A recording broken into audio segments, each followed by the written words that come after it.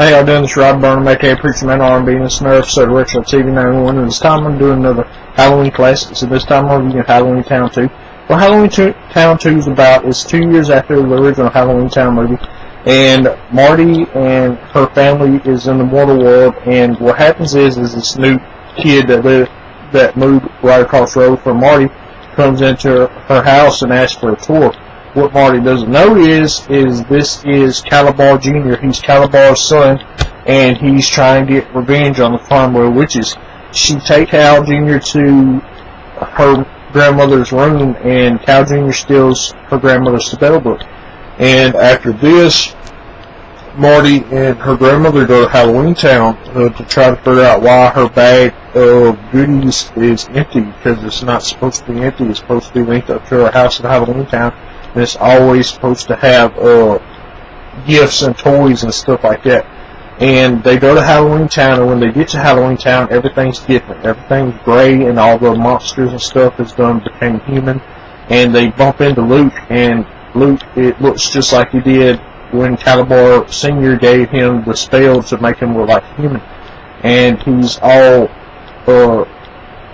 like he's a zombie or whatever, and he ain't wanting to talk to them. He wants to keep walking off, and Marty says a part of the spell backwards, and when he says a part of the spell backwards, it brings Luke back to his goblin state, and they are going and trying to find Aggie's other book that's in her house, but it's lost. And anything that's lost goes to Gort's house, and Gort is, and I'm guessing he's an orc or whatever, and everything that gets lost in the mortal or Halloween Town world goes to Gort's house, and they're trying to find Aggie's book, and they can't find it.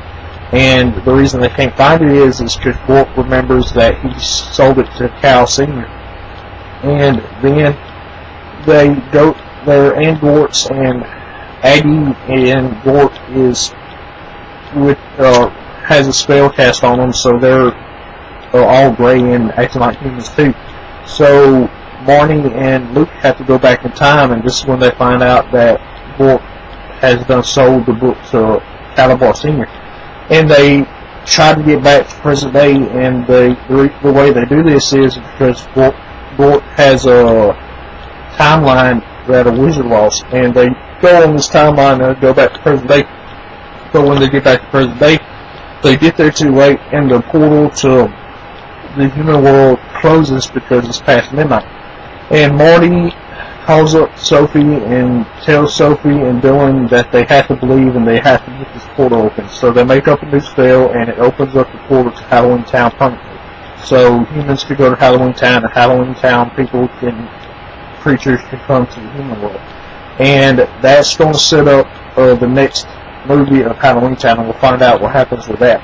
What else is happening is Cal is making a spell in the human world like he did in Halloween Town, but it's different. Instead of turning the humans to humans, he's turning them to the creatures that they're mocking. So like he did in Halloween Town, all our creatures are getting turned into humans.